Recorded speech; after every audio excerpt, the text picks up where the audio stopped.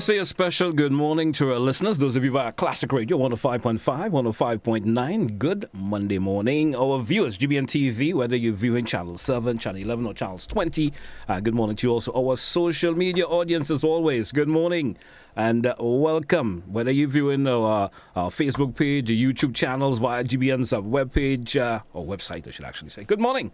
And welcome to another edition of To The Point. It's the 15th day of May. We're already touching the midway mark of the month already. Time flies.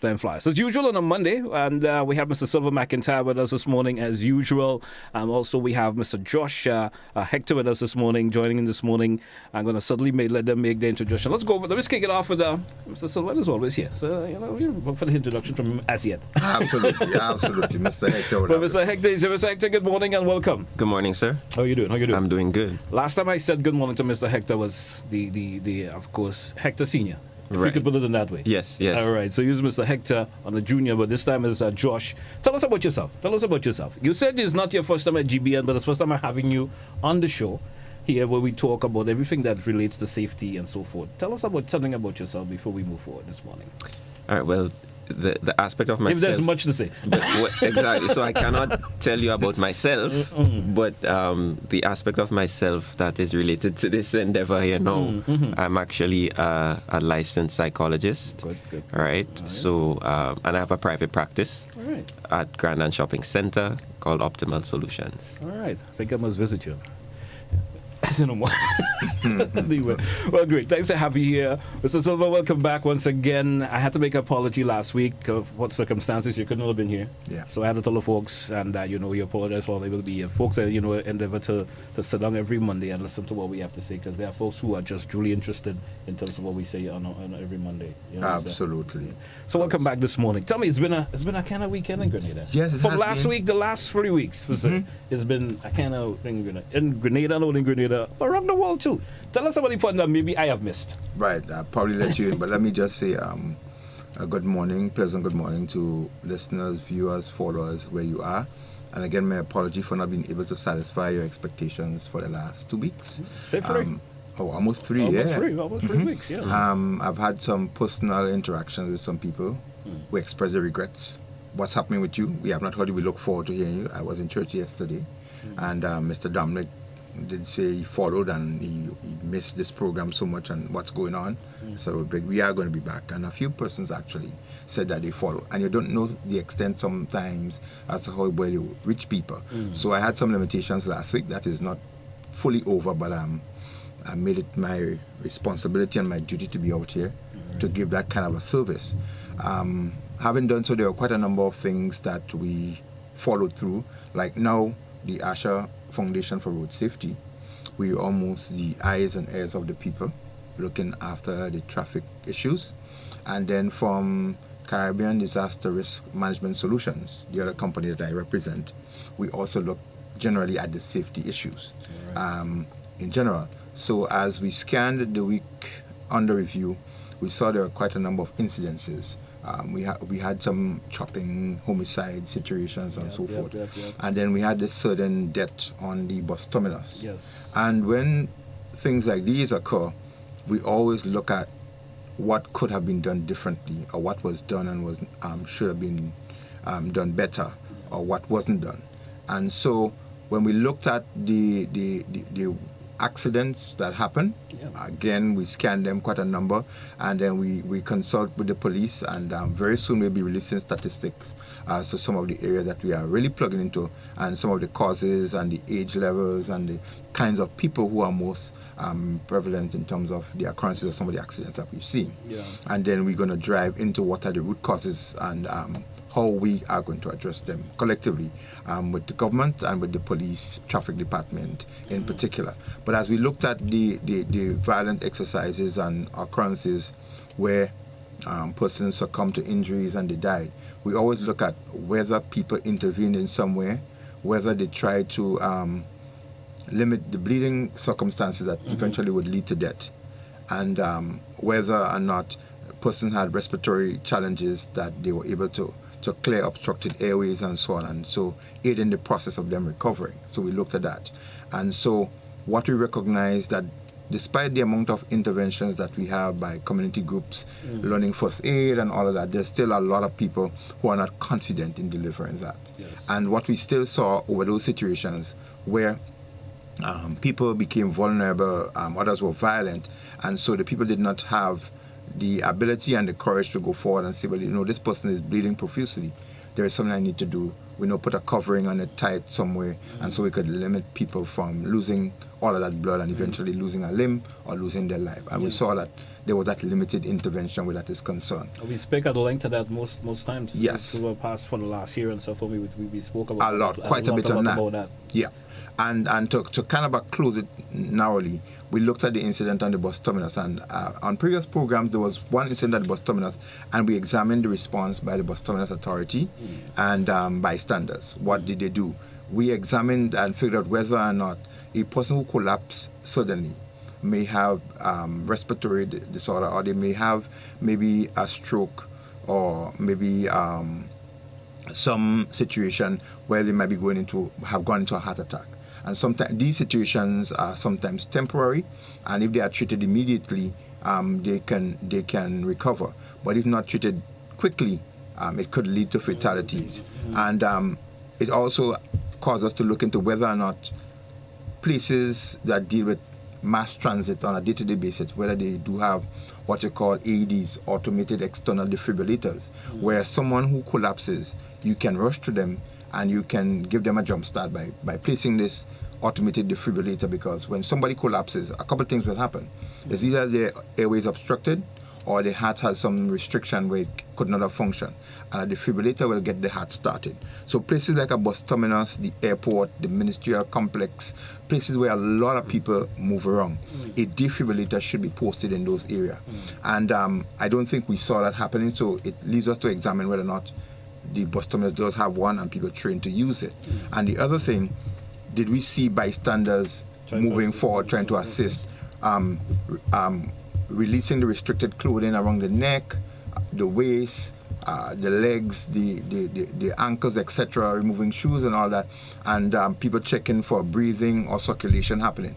These are the kind of thing that we would want to see our community people, not just trained responders, but persons within the community or persons within the areas that people frequent, that, they have that level of intervention. So again, it is giving us an idea as to where we can drive our intervention in terms of that kind of safety issue, and training people or empowering communities to be able to deal with that. All right, this is interesting, because I myself passed by the terminus, and I looked at the individual on the ground. He was there for a pretty long time. Right. Pretty long time. I went to Tantine and back, and he was still out. And I said, if somebody probably intervened early o'clock, as we say in simple terms, we probably could have a difference in the outcome, not knowing the circumstances. And you have it absolutely right. I just want to chime in because from the perspective of social psychology, that's how people behave in community. It's important to note this phenomenon called the bystander effect, where the more people who are on the scene at the time, once there's a large group of people on the scene, it means that everyone else is somehow going to think that somebody else will do it. Assist to do it. And right. then it happens when nobody will do anything. And then ultimately nobody does it. Anything. Right? So when we address these issues, it is important to make people aware of it, aware of this bystander effect, because guess what? Nobody's immune. Everyone can become a bystander. How can this phenomenon change? Awareness. Awareness. But we've been doing this here for a while, trying Right. to create the awareness of individuals, knowing the do's and don'ts in time of this, when situation of this like this occurs. But Are we doing enough? So the awareness has to be ongoing, continuous, right? Because becoming a bystander is the default position. Okay, people are naturally wired to observe and expect someone else to do something about the situation. But what is if you know for yourself you have the capability? Well, so having the capability is quite interesting, because what we would find, and let me give an example that I don't know if Mr. Mack will remember. There was years ago, we were on our way to Grenville around Carnival, and we noticed somewhere around the current area that a young woman was just struck by a vehicle. And there were many bystanders. But having the know-how and the capability, he jumped out of the vehicle and assisted. But because he had the know-how. Because he knew that he had the know-how. And having the know-how means that he would have gone through training, right? And that training would have then allowed him to feel confident that he could have managed the situation. Absolutely. And so, in a sense, can we train everybody? Perhaps not, but then there's an extent to which we can systematically roll out sessions that inform people of what to do, the do's and don'ts of these kind of situations, so that they're aware and at least they can do, let's say, the minimum to ensure that they fast track the process of assisting a person. It's interesting because some people may feel, well, I wonder if I put I take the opportunity to go forward and do something, even though I know I have the capability, and then they start wondering what would others will say.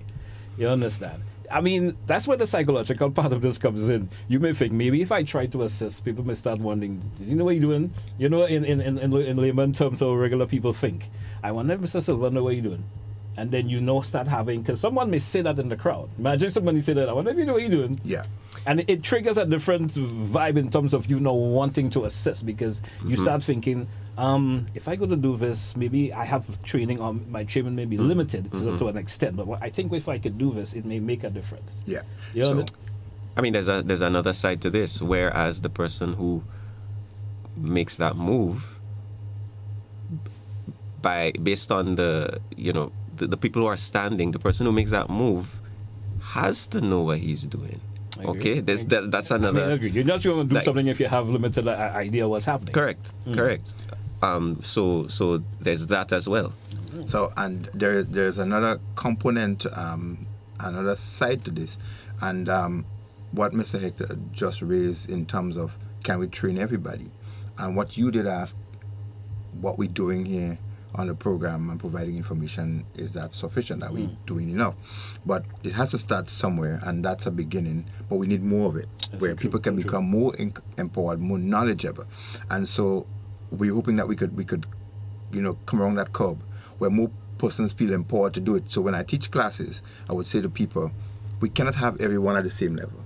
There has to be someone who comes up above the notch. So every community member would not be able to be trained, but you have some knowledge. You now have the confidence to go forward.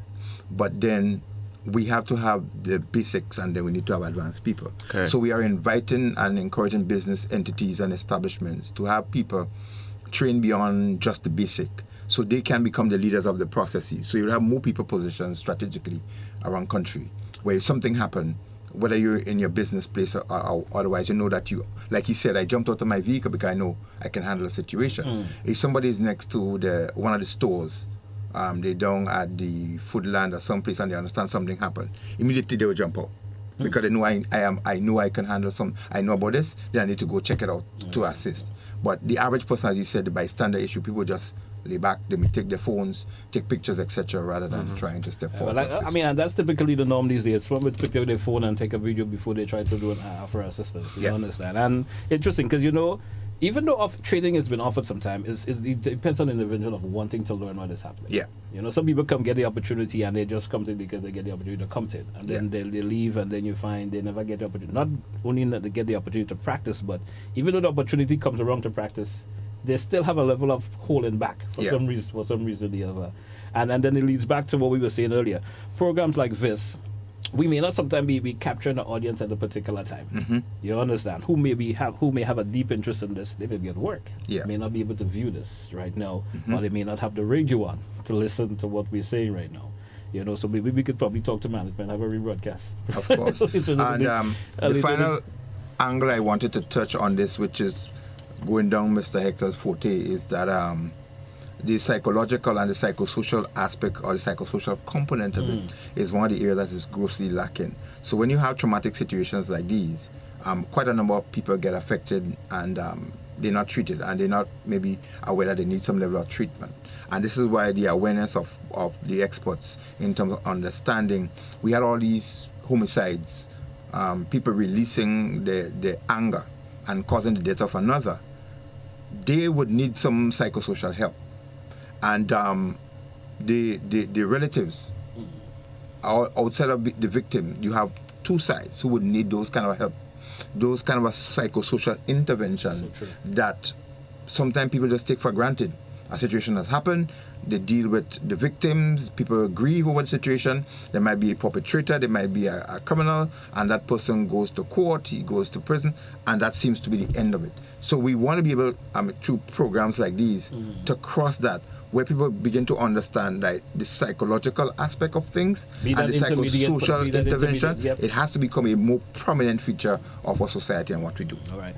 We drew for a break. Let's take it. We're coming back, and we got some features we'll be featuring this morning. We'll be talking, of course, Mr. Hector's going to chime in from time to time with that psycho part of it. You understand if I put it in that way when we do come back. Stay with us, folks. It's To The Point for today, Monday the 15th. We're coming right back. Stay with us.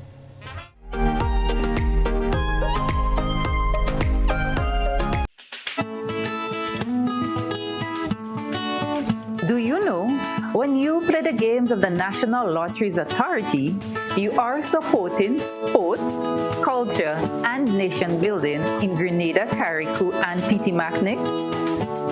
Hi, I am Junior Murray, cricket coach, sports enthusiast, and a former West Indies cricketer. I endorse the games of the NLA 100%. For the past 40 years, the NLA has been funding many sporting activities, including competition for schools and clubs, and for athletes to participate in overseas tournaments such as the Carifta Games and the regional cricket tournaments. Additionally, they made it possible for you, the public, to view local, regional, and international tournaments from the comfort of your homes. For those reasons, I play the game of the NLA. Even if I do not win, I know Grenada always wins. Yes, when you play all the games, the NLA in turn supports sports, culture, and nation-building activities throughout the Tri-Island state.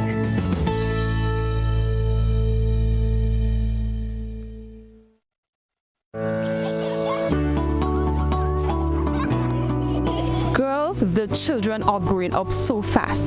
When I leave here, I am going to take Tevin to get his MMR vaccine. Kayla was supposed to have another appointment for that same vaccine. But Natalie, I'm not sure. On social media, they're saying that it's not safe. Plus, I can afford to miss work.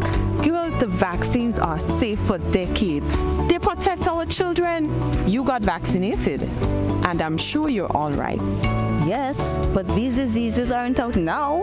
Grenada is open to childhood diseases from all over the world. Today, we have a choice to get our children vaccinated or not. Go get it done, girl. It won't take long. I suppose so. Anything for my princess. I want to be protected. Check your doctor or the Ministry of Health to get the information on immunization against childhood diseases, including HPV and polio, and COVID-19 for elderly persons and persons living with non-communicable diseases. On Saturday, July 29th, Montrouge Plainfield will be transformed into a sea of grills as food, fun, and friends collide. It's the 10th annual Maggie King of the Grill competition. The best chef and barbecue kings and queens compete for cash, a new grill, and the title of Maggie King of the Grill.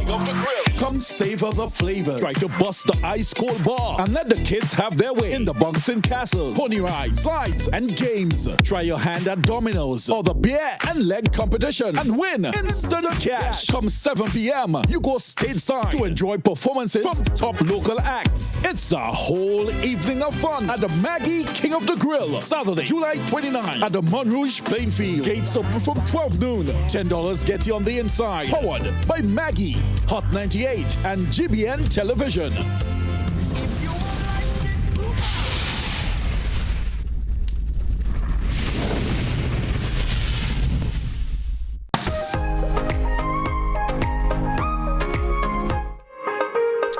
Hey, welcome back to our listeners and the viewers To The Point for today, Monday, the 15th day of May. And back with us once again, we have Mr. McIntyre and Mr. Hector with us this morning. Can I leave out the first name for now? Mr. Hector with us this morning. And back today, we talking, safety as usual, how you prepare yourself just in case there's an emergency or so. That's the conversation we do have every Monday. Well, once we're here. A couple of weeks ago when we did the first interview, myself with the father of Mr. Hector, we were talking about the preparation of your foundation, your son's foundation, and but there was so much that we started speaking about, and we all know the reason the foundation actually got started. But we want to kick into this segment in speaking about road safety. Yeah.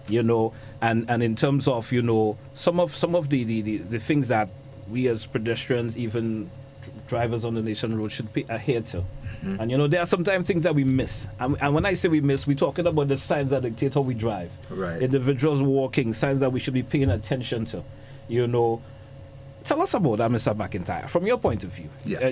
Tell us about that. I'm happy that you really drove that angle, because as the Asher Foundation for Road Safety, we unearthed quite a number of things, interesting things, and our observations.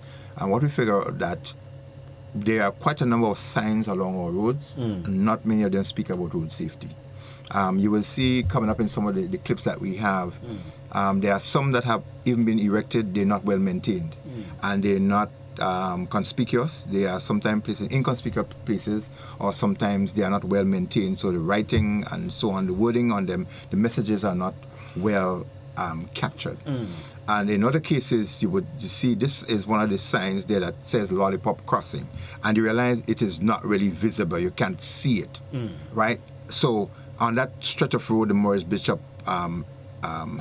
highway, that road from the airport all the way up, if you follow it through, there are only two safety signs. One says school crossing, and the other says the lollipop crossings.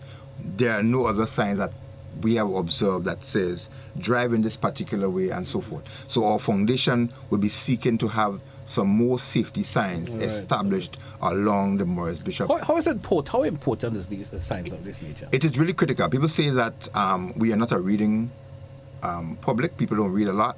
But if you catch 1% of somebody who would pick up something while driving, it drives something into your psyche, and Mr. Hector will speak about that. The more people see things, the more it becomes something says. At the spur of the moment, it may not register generally with you, but there's sometimes something going to jump out. For instance, the sign may say, slow down. Why are you speeding? Why are you driving fast? Or stop, kill time, not others. And people say, well, really? Kill your speed, not others. And you realize, drive slow and this kind of a thing. So, for me, for instance, if I need to overtake or try to overtake at any time, I would ask myself, why do I need to overtake? Or why am I overtaking? I realize, but that doesn't make any sense. And you just slow down. You may just feel an individual is driving too slow in front of you. And then you ask yourself, so a sign that would question you or ask you certain things, maybe while you're moving at a certain speed, you may not observe it, but as you slow down and begin to read stuff, you realize that begin to register with you. So we want to feel that. Mr. Hector, tell us about the psychological part of this, how this fits in. So let me preface what I'm about to say by this. Road safety does not begin on the road. Okay? Road safety begins in our minds, because our attitudes, which are basically our evaluations of things, whatever those things may be, we walk around with those wherever we go. We lay down to sleep and get up with those. Okay? So we are predisposed to behave in particular ways based on our attitudes concerning the roads. And so this would determine whether or not we fall within the norms, the expectations, whether they be social, cultural, or even legal, or we behave in a deviant manner. Okay? And, so right now, what Mr. McIntyre just said was quite useful, because you're talking now about images that will subliminally cause people to change their attitudes based on repetition. Okay? That's one aspect of it. The other thing to realize is that deviance, really and truly, when we look at the attitudes and such, the goal here is to ensure that people they put away the deviance. And let me just talk about that for a couple of minutes. If you look at the Autobahn in Germany, there are sections, I believe, where the speed limit is 80 miles per hour. And there are other sections where there's no speed limit. Drive as quickly as you want. Okay? So in that setting, it is actually okay. It's not deviant at all to drive over 100. All right. But it's at your own risk. Of course, at your own risk. Of course, at your own risk. But here, in our context, for example, we know that we have laws in place for the safety of drivers, pedestrians, and by extension, I would say the safety of the family members who are expecting said drivers to return home. That's how far this issue goes. Because a breadwinner may be irresponsible on the road and then he puts his family in a terrible position, right? Because he dies in a vehicular accident. So here's what we have to understand. Deviance can either be based on a state. Well, let me start with the trait first. It can be based on a trait. In other words, based on this person's attitudes, they are predisposed to deviance, and it shows up in different settings because they have a character trait of deviance. And what we do find is that this category is a small percentage of the population. And then you have people who display deviance based on a state of being. So, for example, you know who would display deviance on the road more often than not? People who are late. Yeah. They're not normally deviant, but because of their lateness, they behave in a deviant manner where 5-second wait feels like 5 minutes. And you see the aggression and you see the speeding and so forth. That's where the road rage now kicks in. That's where the road rage kicks in. Then there's another setting where deviance can show up, or another context rather, as opposed to setting. Holidays, public holidays. People who drive normally or drive safely. Something tends to happen when there are public holidays, particularly holidays that are associated with festivity. And then once you introduce alcohol, for example, again, this person might not normally be deviant. But if I'm in the audience observing the performance, all I'm seeing is a person who is reckless and out of control. What that means is that this person would not have paid attention to their internal space, so that what they express, what they give off, what they display or portray to the environment is behavior that is destructive. And so it's a matter of really and truly helping people who are deviant naturally. They have deviant traits. This requires intervention. Okay? This requires intervention. And for the people who become deviant momentarily, we also need to address this as well, so that people recognize that this metallic machine that is so lovely, so wonderful, and quite convenient to use can become a weapon of moderately mass destruction in a very short space of time. And that depends on me, the one who is in control of said machine. And so deviance attitudes, or attitudes rather that would contribute to deviance, would definitely need to be addressed from a psychological perspective. How can individuals in the preparatory state of mind? I'm thinking I'm coming to work this morning, and as you so mentioned, I know I have to be here for 8 o'clock. I leave home at 5 minutes before 8 o'clock, and I think I should be I should clear the way should be cleared for me to be at work. So what is that preparatory state of mind that individuals supposed to be in before they say getting to a vehicle, start driving? What is that mindset? Okay, so if you should get to work for 8 and you're getting into your vehicle at 5 minutes to 8, I think you should just concede defeat. Mm-hmm. Concede defeat meaning I'm late and there's nothing I can do about it at this point. Because I'm this late, there's absolutely nothing I can do to magically arrive on time And so you just accept the reality of your position. Now, going before this, you can also do your very best to plan and prepare and ensure that you wake up at the right time, that you avoid wasting time in the morning, avoid being distracted in the morning, so that you can leave home. It depends on where you're living. I have to leave home no later than 7 o'clock, for example.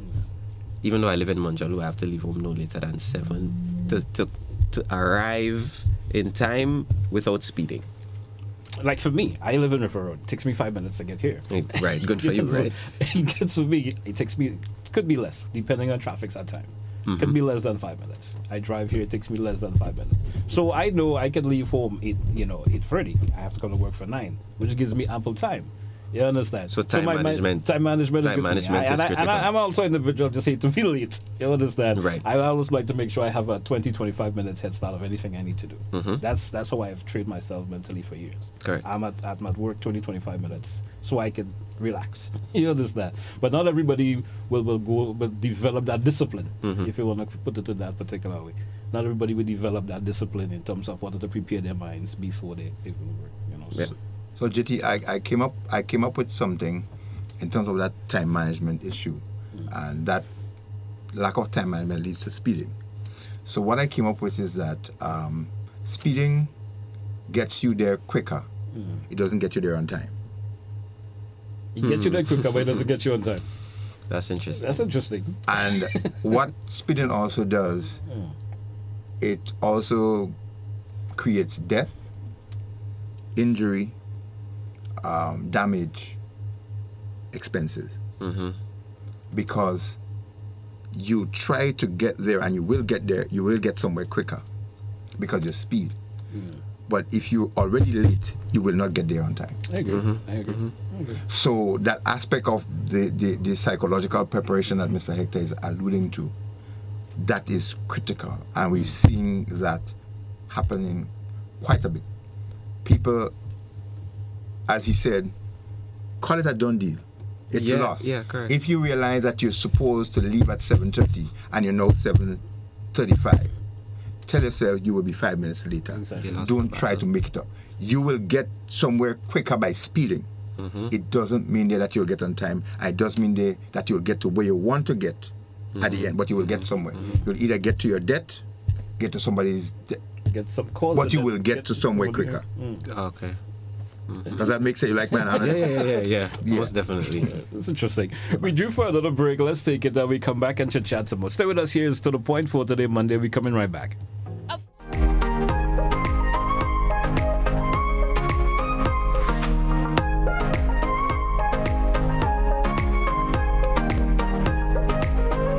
Records at the traffic department shows that a total of 1,447 accidents were reported for the year 2012, which includes 3 road fatalities.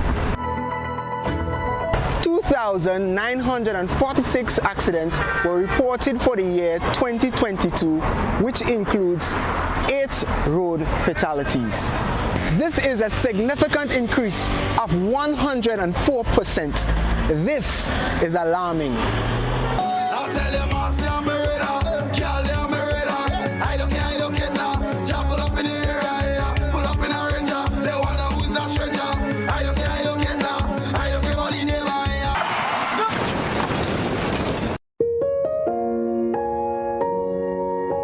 When a family tragically loses a loved one, does it matter whether by means of a gun or a motor vehicle?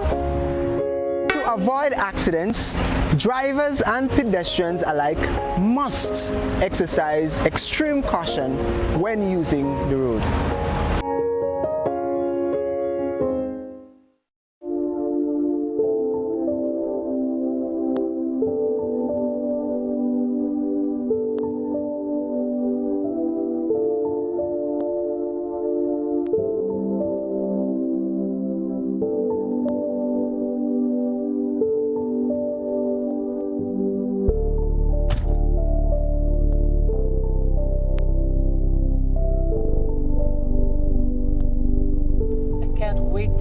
granddaughter.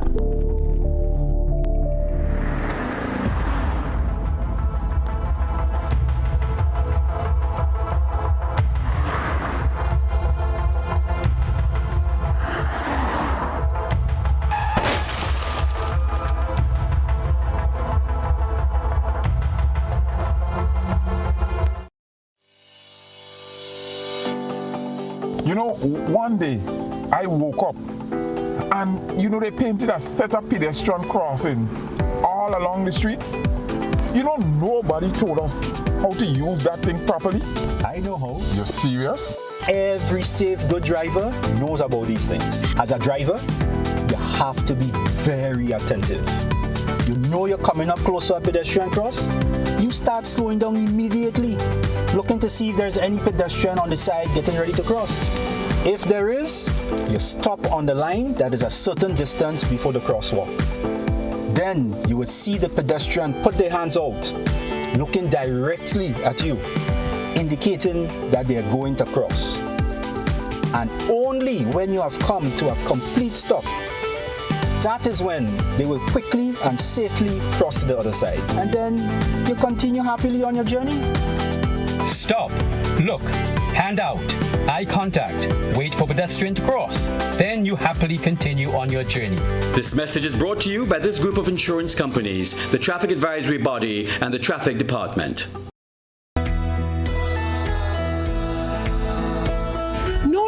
That's not how you cross the pedestrian crossing. Really? One day I just woke up and I saw pedestrian crosswalks on the road. No one really showed me how to use them properly. Well,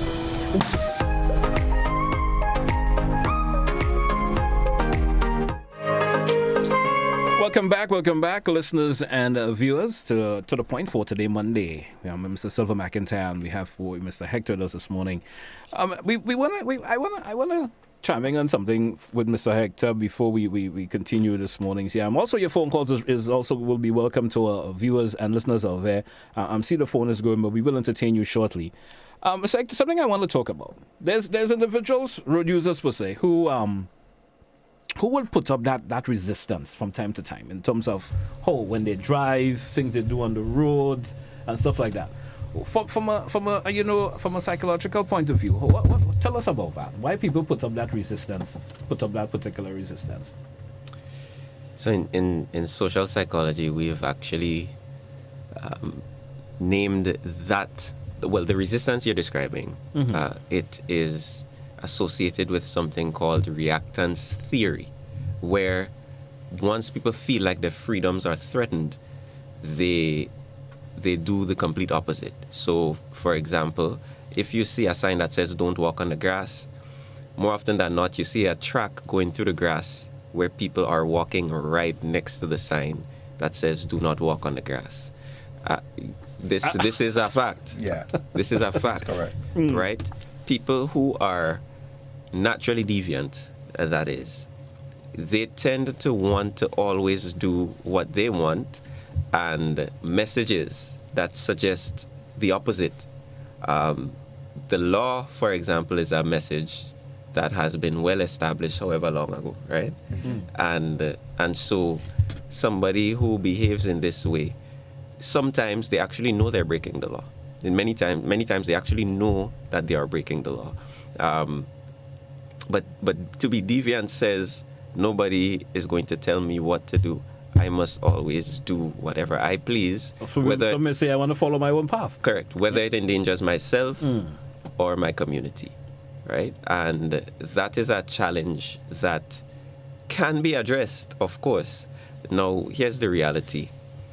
In some instances, for the persons who cannot necessarily police themselves, they need external police, if I could put it in this way, right? Because nobody's immune from this type of reaction, to be very honest.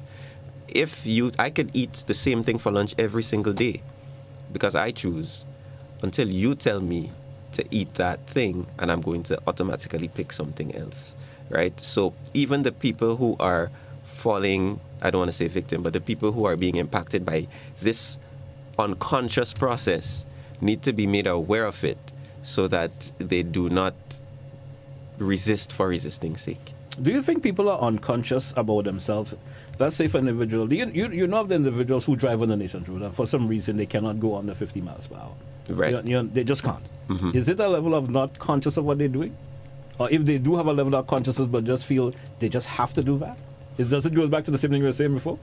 Well, you know what? That is so multifaceted simply because everybody thinks highly of themselves. They think highly of their abilities and their skills. And so a lot of people who cannot drive under 50 tend to believe that they can manage above 50 100% of the time. Okay? No, because they're professionals. But there are other professionals on the road also, so to speak. They'll meet another professional who also believes that they can manage over 50. And then you have an accident, you have a meet and greet, so to speak, because you have two people who are highly confident about their driving abilities, pushing the envelope, and then they encounter. Until somebody makes a mistake. But, well, of course, there's a very slim margin for error at that point, because your reaction time is quite critical. That's the time at which you observe a situation and you are able to decide what to do to avoid an accident. But if you are already beyond your reaction time and the other driver is also beyond their reaction time, then we have a calamity on our hands. That's interesting. Now, circumstances around what he's saying also creates an environment for accidents, coupled with the deviant behavior and otherwise, and the lack of preparing mentally for the road. The circumstances that they are inadequately addressed, or inappropriately addressed, or lack thereof of some issues will also lead to some kinds of behavior. So, for instance, if you have people who park intentionally in some place where they stop, if you come down or up the Tempe Main Road on a morning time, sometimes even late at night, there's a playing field. One, the risk factor there, the playing field is open, so people playing ball and cricket or otherwise could come across the road. Kids could run down into that's a risk factor. Yes. Runs across, create an accident. But there's a commercial entity that's taking place at the Tempe playing field, and so while everybody has to eat a food, somebody is selling. The people who comes to buy the food, they have no regards then for the other people who are using the road. So they park on the road lines of traffic, and so it is obstructed. Now that situation created, somebody's trying to get the child dropped off at the St. Mary's School or otherwise, they get raged. I've seen that on a daily basis. And it's happening in a few places. I take my children to school every morning, and I can see that obstruction becomes a problem every morning. On the Springs Main Road, you understand? That traffic there does be so heavy, but you look, there are always 2 or 3 vehicles close to the small axe bar somewhere along that roadside. So while the traffic going towards St. George, those coming from St. George always have to slow for a long while because there are vehicles parked there. So the environment for all of these has to be policed and has to change. People can always park where they live, and you cannot always park directly where the activity is happening. So it's a mindset, it's a cultural thing that acts on your people's behavior. So some people's action or the lack thereof creates a reaction from somebody else's that leads to a lack of safety and otherwise. How does that fit in with the psychological part of it, though? Well, of course, because you see, a certain attitude is going to lend itself to parking wherever I want, for example. Or no, I won't mention where, but I would see places where people would get to a certain supermarket after people who have already gone inside, and they would block them in the parking lot and then go inside as if they would magically come outside before those people who are already in there, right? But I've seen people say, "Sir, you can't do that," and then they end up an argument spurs from there. Correct. For some reason. That speaks to an attitude directly. It's observable, because I believe that I can do what I want, and nobody should necessarily tell me about it. It's interesting. We have a video that I would like Master Control to play that represents the use of pedestrian cross and other obstruction that can. Master Control, if you could roll that, and then we will get into the phone calls. I'm seeing the phones are pretty busy for a wee bit, and we'll entertain some phone calls. We have 15 minutes left on today's program. Master Control, if you could hit that video, if you could take a peek of it. So while Master Control is preparing to throw it up, we look at that pedestrian cross. They're going to show that right next to the Grandland Cemetery. And it's up.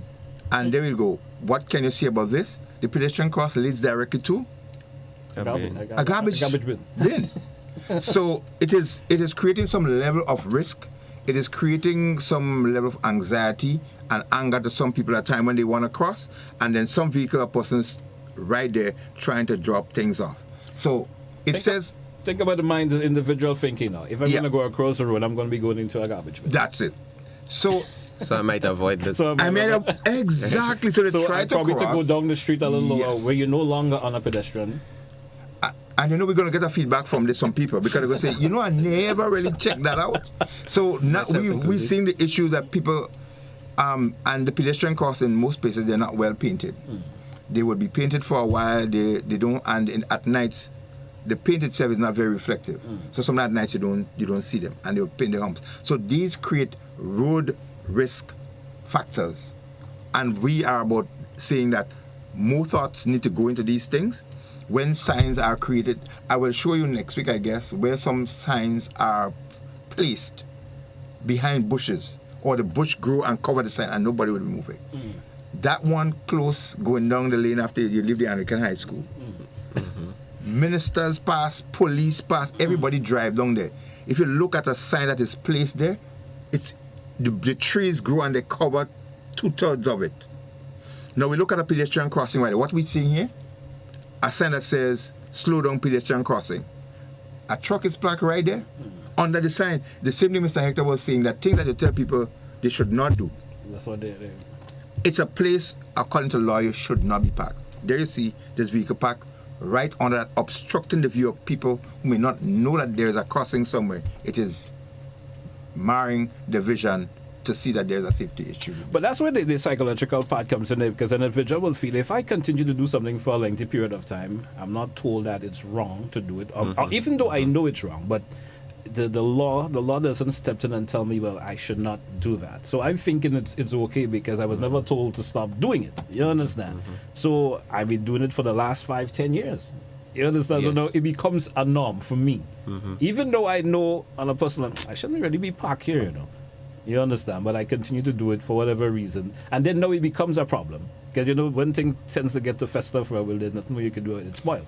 Yeah. No, I mean, behavior modification then becomes necessary from the inside out. Because we know that we cannot change anybody. We know that. But we have to, however, using repetition, get people to recognize the need to change. I understand. I understand what you're saying, but what I'm just challenging about is that if I continue to do something over a period of time, and it becomes a way of life for me, how difficult would it be from a psychological point of view to stop doing it? Difficult, but not impossible, because experiences shape attitudes as well. Okay. The way my uncle used to do it, or the way the people in my community, all our experiences shape our attitudes. So some attitudes are cemented. Although they are cemented, it really does not mean that they cannot be changed. Of course, it's just going to take some work, and people are going to have to be willing to do that work. Exactly. That's where the individual now wanting to make that change comes in. Because if you don't want to make the change, it's difficult. When I say it's going to take some work, there are going to be some people who stand on the outside presenting concepts to these individuals in a repetitive way until it sinks in. I read a quote about a rock cutter who hits the rock 100 times and it breaks on hit number 101. Was it 101 that caused the rock to crack, or was it the 100 of hits that went before? And so I believe with the consistently doing it. So with the formation of this foundation, for example, I believe that everyone involved is willing to keep on hitting that rock. Absolutely. Interesting. And human beings are creatures of habit, and habit becomes practice, and then practice habits, they become norms. And it doesn't mean that it's right. But when you repeat corrective measures, change generally, even if it's difficult to accept, will come. You have a dog, for instance, and you keep pulling the dog in this direction and saying, come. Eventually, that dog would have been so resistant to you, but eventually the dog understands. But you keep saying that this is what you wanted to do.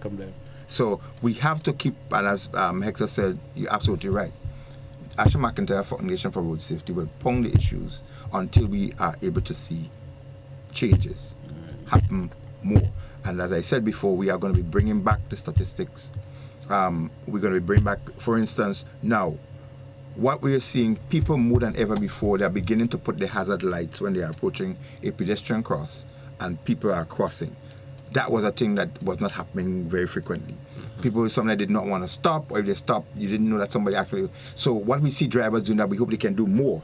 That when somebody is crossing when they're there, if you put your hazard light on, people understand, even if they should, know that there's a pedestrian cross. But the whole safety factor now beginning to kick in. I see drivers stopping now and they put the hazard lights on. It may not even be a pedestrian cross, but they may be giving access to somebody. But they put the hazard lights on and they hand out. People know I should not attempt to cross. It is bad because a pedestrian is going through. And constantly seeing others doing that, you may start to repeat it. Absolutely. So those are the kind of change that we're trying to drive. Yeah. All right. And don't forget, the listeners and viewers, we give you the opportunity. We had the final 10 minutes of today's program. You could give us a call. 435-2041. If we do have a question or two you may like to ask. Let's entertain our first caller. Caller, good morning and welcome. Good morning. And unfortunately, short length of time. GT, I'm boldly suggesting maybe a tea for a few minutes from the next hour, but just a suggestion. Anyway, what has been said in relation to pedestrians and lights and everything like that, I'm taking into consideration to apply for, let's say, the area down south. And you know, southern driving is not just crazy, it is wild. A word was used by one of your guests earlier on about unconscious drivers. I think the word they're looking for is unconscionable, just totally inconsiderate. That's one. Two, let's remember, you don't even have pedestrian, the pavements for pedestrians, all the way from the True Blue roundabout going right down to the airport. And it's a popular exercise area, okay? And I think at least drivers, when they come along, dim your lights when you see people coming along. It is tough enough for me. You know, when I have gone home after work or something like that, and I just walk on the grass, I'm telling you that. People used to laugh at me for that. Say, hey, this behind the white line thing on the road, enough tires, come over that white line, and they don't dim their lights. I understand there's a challenge with LED lights. I am told they cannot be dimmed. Now, for certain areas in Grenada, like, let's say, Granitang or so, sometimes you have a bit of mist and everything. They can be valuable in areas like that. But I kind of wonder about all of these vehicles coming in with those lights, and they are not pedestrian-friendly. So I think I've taken up enough of a very short time, and if there are any comments or so, but I thank you for allowing me to release that concern on behalf of pedestrians. Thank you. Thank you so much, caller. Thank you for your contribution this morning. Anybody want to fill in on the statements made by the caller? There's one other safety issue, as the caller spoke about pedestrians, and we look at the Sendal Tunnel in St. George, and we look at informing and educating people as to how best to walk and to jog on the streets. And the best thing one has to do is to face the oncoming traffic. Now, the Sendal Tunnel, there would be injuries happening there from time to time. People will get knocked. Do you think they should eliminate They can, and I will tell you my recommendation. People get hit with mirrors and so forth. But if it's going to be, they should be cut out totally from pedestrian. I think it can happen both. There could be a rail on one of the sides where pedestrians, you elevate like about 2 feet off the road where vehicles can still pass. It's one direction. And then you put a rail halfway up where pedestrians can walk behind that rail, and they move only in one direction, facing that side, or you up above. And it happens in tunnel in other places where the average is by more space. But I have checked it out myself that people come, they're going against the traffic in the same direction. So that the traffic coming from the Carnage area going towards town, people heading towards that side, they can get struck very easy. Walk into the road, sometimes vehicle chip on the edges of people's foot or their feet because there is no control in that area. So I think if there's a little rail that comes up there, about 24 inches and so forth, people can walk. When one person comes on, he gives the opportunity for the other to pass, and you can continue to move safely. It's something. It's a good idea, but that's where the resistance part's going to come in and edit. Yeah. Let's take another caller. Caller, good morning. Welcome. Yes, good morning. I must say I look at this program as a very good one because if not both of you panelists there, they have wealth of knowledge in the whole trafficking system. I know one of the gentlemen there, he used to be one of police officer. Of course, he would have passed all the ranks, so he would have that knowledge very well. So, embarking on this program where we have an influx of vehicles, more vehicles in the island. A gentleman spoke about the LED lights just now, and it's very dangerous. Sometimes I wonder where does that light and those vehicles pass to get to our shows. Isn't it the same way of, putting programs in place to debar these things? Or when it gets in there, they would have put it on the vehicles? How does this happen? Because it's against the law, but it's coming in retrofit some of the vehicles that way. How do we curb that problem? Yes, from time to time, this has always been a question. No answer, no measures to curb that problem. Another thing, of course, Mr. McIntyre, I think it's Mr. McIntyre who made the point about the rail. Now, that again, that is a good suggestion. Very, very good suggestion. Yes, it will narrow down the passageway a little bit, but of course, everybody will be on one side, and then we'll have to be very genuine to give way to people, probably wait. You might see a very little heavy-set person come in. You may make yourself a little slim and let it pass through and so on. So we have to be generous or gentle in that manner. So yeah, this is all my take for this morning. Thank you, caller. Thank you so much. Thank you for your contribution this morning. Yeah. 435-2041. Not much time left. We only have just approximately 3 minutes left on today's program. I'm not sure we're going to see any more calls. We just take our final call and then we just come and make a summary. Yeah. Caller, good morning. Welcome. Good morning, caller. Welcome. Yeah, good morning. I'm calling because I want to make a point regarding the junction with the cliff and Woburn. Almost every day, they're having an accident there. And I made numerous complaints to people in the police station. Even when I went to pay my tax for the car, I made complaints to certain people. And they still would not do something about it. A couple of weeks ago, a vehicle overturned right on the junction. Everybody who is coming from Calivini, going towards St. George's, would not indicate that they're turning right. They would not stop. And the vehicles coming out from St. George's going up to Woburn has the right of way to go straight. And the people turning left should indicate that they're turning left. Nobody does that. And I believe that junction is the one that created the most accident in any part of the St. George's area. And when they just organized the road, they put a stop sign from Woburn coming down, way up the road. And people from Calivini should stop. There must be a stop sign. You stop and you indicate whether you're turning left to go up Woburn or you're turning right to go down St. George's. And Mr. McIntyre, I would like you to check out that particular area and see and try and get the police officers or the people in charge to do something about this road before somebody gets killed. Thank you. Thank you, caller. Thank you for your contribution there. Thank you so much. Good contribution there from Yeah, very, very useful contribution. Yeah. Mr. Hector, final closing comment this morning. We are out of time. And just a reminder, folks, you talk a lot about the psychological part of road safety. Any final and closing comments before we wrap this month? Yeah, I really just want to reiterate the fact that road safety begins personally and privately in the minds of individuals before they even get in their vehicles and start up and move.